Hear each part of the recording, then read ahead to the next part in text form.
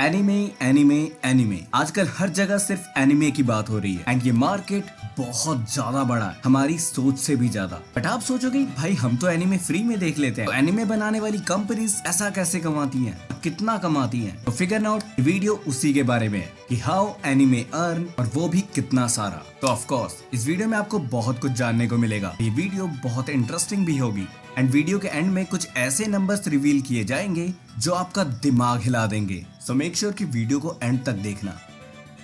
जब भी एनिमे की बात होगी तो सबसे पहले प्रोडक्शन कमिटीज की बात होती है, जो कि एक ग्रुप ऑफ कंपनीज है जो मिलकर पैसे कंट्रीब्यूट करते हैं और वो सारा पैसा कलेक्ट होकर किसी एनिमे की मेकिंग में लगाया जाता है। इसके अंदर एनिमे बनाने वाले से लेकर डिस्ट्रीब्यूशन, मर्चेंडाइजिंग एंड मार्केट करने वाली कंपनीज रहती हैं। एंड इसके अलावा अगर आपके पास पैसा है और आपको एनिमे इंटरेस्टिंग लगता है तो आप भी इस कमिटीज के साथ जुड़ सकते हो। ऐसा बिल्कुल भी नहीं कि जितना भी प्रॉफिट होगा वो इक्वली पार्ट में बढ़ जाएगा। यहाँ अच्छा खासा भेदभाव होता है, जहाँ पे कंपनीज की रेपुटेशन उनके रेवेन्यू की हिस्सेदारी पे बहुत बड़ा इफेक्ट डालती है। इसलिए मार्केट में इज्जत बहुत बड़ी चीज है। बट खैर ये तो बात हुई प्रोडक्शन कमिटीज की। अब बात करते हैं कमाने से पहले लगाने के बारे में। ऑफ कोर्स बिना इन्वेस्टमेंट के प्रॉफिट कैसा? पहली बात बिल्कुल सीधी सीधी है। Most of the time animes company independently काम नहीं करती। एज आई सेड कि प्रोडक्शन कमिटीज डिसाइड करती हैं कि किस एनिमे का काम किस एनिमे स्टूडियो को दिया जाएगा। फिर वो मिलकर कोई स्टूडियो चुनते हैं, वो स्टूडियो तब जाकर प्रोडक्शन में हाथ लगाती है। एंड एनिमे के हिट होने से लेकर फ्लॉप होने तक स्टूडियोज की कोई जिम्मेवारी नहीं होती, बल्कि वो एक फी स्ट्रक्चर पे काम करते हैं। एंड इसके साथ साथ अगर आपको कोई एनिमे पसंद नहीं आ रहा तो प्रोडक्शन हाउस की कोई गलती नहीं, क्योंकि क्रिएटिविटी को लेकर उनके हाथ में कोई फ्रीडम नहीं, अनलेस वो स्टूडियो खुद भी वो प्रोडक्शन कमेटी का एक मेंबर ना हो।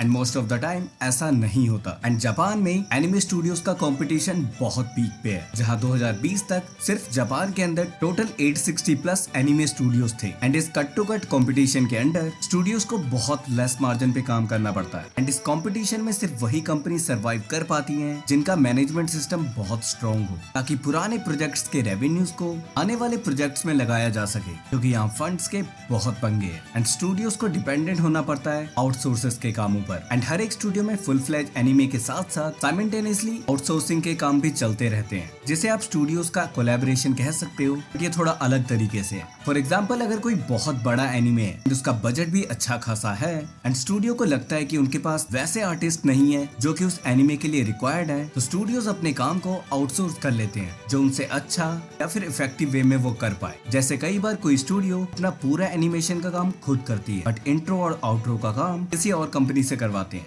सेम बैकग्राउंड के साथ भी होता है, फोटोग्राफी में भी और इनलाइन टेस्ट में भी, और बहुत बार तो स्पेशल इफेक्ट्स के लिए भी। आई मीन ये किसी भी एनिमे स्टूडियो के सर्वाइवल के लिए बहुत जरूरी है। एंड ऑब्वियसली आउटसोर्सिंग में भी आपकी इज्जत यानी कि मार्केट में इज्जत बहुत मैटर करती है। ऐसे अगर बहुत बड़े कोलैबोरेशन की बात करें तो द एंशिएंट मैगूज ब्राइड ऑनेस्टली मैंने नहीं देखा, बट इसको बनाने में टोटल 28 स्टूडियोज ने काम किया। एंड ये एनिमे की दुनिया के कुछ सबसे मेगा कोलैबोरेशन में से एक था। तो हाँ, अगर एनिमे देखते वक्त आपको कोई बैनर दिखे तो दैट्स नॉट मीन कि उसकी सारी मेहनत उसी कंपनी ने की है, बल्कि आप जो कुछ भी देख रहे हो उसमें बहुत सी स्टूडियोज की मेहनत है। बट अब जैसे तैसे बंद तो गया। अब क्या, स्टूडियोज को अपना पैसा भी मिल गया। अब वो प्रोडक्शन कमिटीज पैसा कैसे कमाएंगी, सब्र करो, वो भी बताता हूँ। जहाँ सबसे पुराने इनकम सोर्स की बात करें तो वो डिस्क सेलिंग थी। यस, एनिमे कंपनीज अभी भी डिस्क बेच कर पैसा कमा रही हैं। बट ऑफ कोर्स 2005 के बाद इस वे ऑफ अर्निंग में काफी बड़ा फॉल आया एंड ये अब तक गिरता ही जा रहा है। एंड कंपनीज ने भी इसका समाधान ढूंढ लिया, जहाँ वो लिमिटेड एडिशन के नाम पे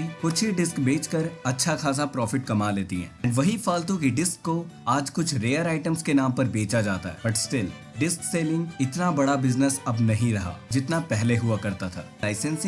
लाइसेंसिंग से लेकर नेटवर्किंग में, इन सब में ये विन विन सिचुएशन है, जहां दुनिया भर के लोगों को एनिमे का एक्सपीरियंस मिलता है, वहीं इस आर्ट को पूरे वर्ल्ड में पॉपुलैरिटी, एनिमे का अच्छा खासा रेवेन्यू स्ट्रीम लाइसेंसिंग बन गया है। जिसके अलावा 2015 की बात करें तो लाइसेंसिंग एनिमे का दूसरा सबसे बड़ा रेवेन्यू सोर्स बना। वो अब तक कंटिन्यू है। इसमें होम वीडियो से लेकर लीगल स्ट्रीमिंग तक सब इंक्लूड है। बट ऑफ कोर्स एनिमे की कंपनीज यानी कि वो कमिटीज सिर्फ डिस्क या फिर लाइसेंस बेचकर पैसा नहीं कमाती, क्योंकि एनिमे की इंडस्ट्री बहुत बड़ी है, बहुत ज्यादा बड़ी। अराउंड द वर्ल्ड अगर कुछ रिसर्चेस की बात करें तो एनिमे के नंबर्स बहुत डराने वाले हैं, जहां 2022 में ये नंबर्स $24 बिलियन तक का है। आई नो ये नंबर बहुत बड़ा है, but still anime production companies के लिए यानी कि एनिमे स्टूडियोज के लिए ये चीजें इतनी प्रॉफिटेबल नहीं है, क्योंकि यहाँ पे खुद एनिमे अपने आप में कोई बड़ा प्रॉफिटेबल मार्केट नहीं है, बल्कि इसके अलग सोर्सेस हैं जो कि इस मार्केट को इतना बड़ा बनाते हैं। अगर एनिमे के 3 मेजर इनकम सोर्सेज की बात करें तो उनकी मर्चेंडाइज, लाइसेंसिंग एंड इनके थीम पार्क्स, जहां सबसे बड़ा बिजनेस मर्चेंडाइजिंग से होता है, यानी कि एनिमे के टी शर्ट्स, हुडीज, की चेन्स, खिलौने, जितनी भी चीजें हो सकती हैं। एनिमे कंपनीज इनको लेकर काफी सीरियस है, जिसके अलावा थीम पार्क्स में भी अच्छा खासा रेवेन्यू आता है, बट ये सारा पैसा एनिमे के प्रोडक्शन कमेटीज उठाती है। एंड यहाँ पे ना के बराबर एनिमे स्टूडियोज को पैसा मिलता है, लिटरली ना के बराबर, एंड कई बार तो वो भी नहीं। जिसके अलावा होम वीडियोस या डिजिटल डिस्ट्रीब्यूशन या एनिमे रिलेटेड म्यूजिक बेचकर भी प्रोडक्शन कमिटीज बहुत पैसा कमा लेती हैं। बट खैर ये तो बड़े नंबर्स हैं जो कि बड़े लोगों की गेम है। बट अगर आपको एनिमे बनाना है, कोई स्टोरी लाइन आपके दिमाग में है, बट ऑफ कोर्स वो रिसोर्सेज आपके पास नहीं है, उसके लिए पैसे चाहिए, तो क्राउड फंडिंग भी एक बहुत बड़ा ऑप्शन है जो एनिमेटर्स अपनाते हैं, स्पेशली अगर वो अकेले हैं, जिनके पास कोई बैक नहीं है, जिनके पास रिसोर्सेस नहीं है, एंड वो अपनी टीम बिल्ड करके एक अच्छी खासी स्टोरी लाइन पे कुछ बनाना चाहते हैं। अगर आप अपने आइडियाज को ढंग से पिच कर पाओ, अपने विजन को आप ढंग से ऑडियंस को समझा पाओ, तो क्राउड फंडिंग एनिमेस के लिए भरी पड़ी है। बट इसके लिए आपको खुद पे पहले विश्वास करना पड़ेगा, तभी कोई आप पर विश्वास करेगा। जिसके अलावा स्पॉन्सर्स भी एक अच्छा खासा रेवेन्यू देते हैं, बट ये स्पॉन्सर्स वाली टेक्निक हर एनिमे के साथ काम नहीं करती। ऑफ कोर्स एनिमे में प्रोडक्ट प्लेसमेंट करना बहुत मुश्किल है, स्पेशली अगर आपकी स्टोरीज मांगा पर बेस्ड हो, बट फिर भी कुछ एनिमेज हैं जो इस काम को अच्छे से कर लेते हैं। ऑफ कोर्स ये सब वो चीजें थी जिससे प्रोडक्शन पूरा पैसा बनाती है, बट यहाँ पायरेसी भी एक बहुत बड़ा रोल प्ले करती है, पॉजिटिव एंड नेगेटिव दोनों तरीके से। जहाँ एनिमेस कंपनी चाहती है कि उनका एनिमे घर घर पहुँचे,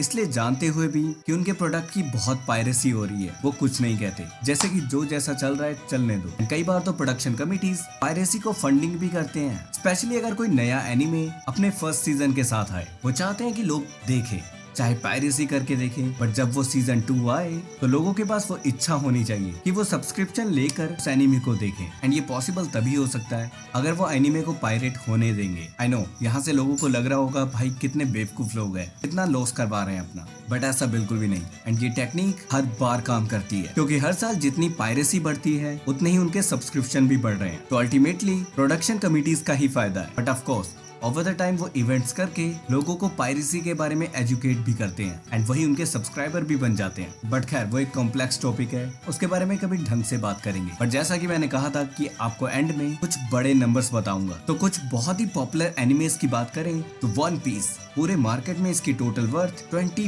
बिलियन है। जिसके अलावा मेरा फेवरेट ड्रैगन बॉल, इसकी टोटल वर्थ $27 बिलियन है। हेलो किटी, इसकी मार्केट वर्थ $84 बिलियन है। एंड एट द एंड हम सबका फेवरेट पोकेमॉन, इस एनिमे की टोटल वर्थ $105 बिलियन है। एंड ये नंबर्स आपको पता नहीं डराए या नहीं, ये नंबर सुन के मेरी लिटरली फट गई थी। खैर ये तो एक छोटा सा क्यूरियस माइंड था मेरा, बट अगर आपको जानना है कि मेरा फर्स्ट एनिमे एक्सपीरियंस कैसा था, उसके लिए लेफ्ट वाली वीडियो, और अगर आपको जानना है कि क्यों हमें एनिमे देखना चाहिए, उसके लिए राइट वाली वीडियो पे क्लिक करें। मिलते हैं अपने किसी और वीडियो में, टाटा बाय बाय।